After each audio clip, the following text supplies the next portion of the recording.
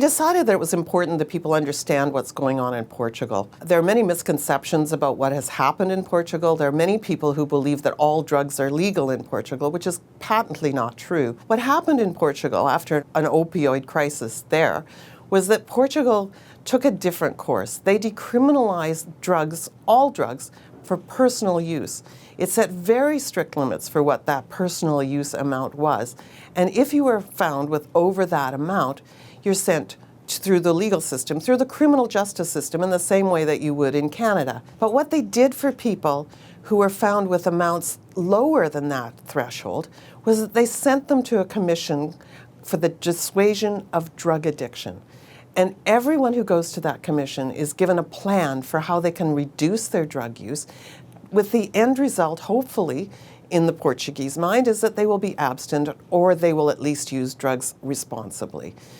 So what we wanted to find out there is there something that we can learn in Canada? Is there something that we could be doing here that would lessen the problems that we're having, that somehow it would help to deal with our opioid crisis, that it would help us to deal with our other addictions crisis as well, which is, of course, alcohol, which is the largest and biggest problem that we have with addictions.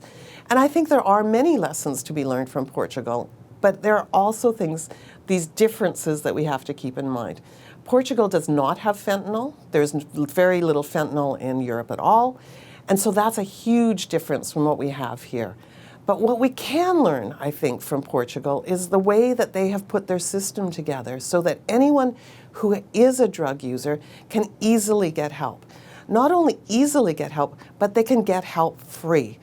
Every part of the recovery process is fully paid for by the government. So if you're a very serious addict in need of residential care, that's paid for. The government will pay for up to 3 years for you to be in residential care. They'll help you find a job. They'll help you get back into what they call being a responsible citizen.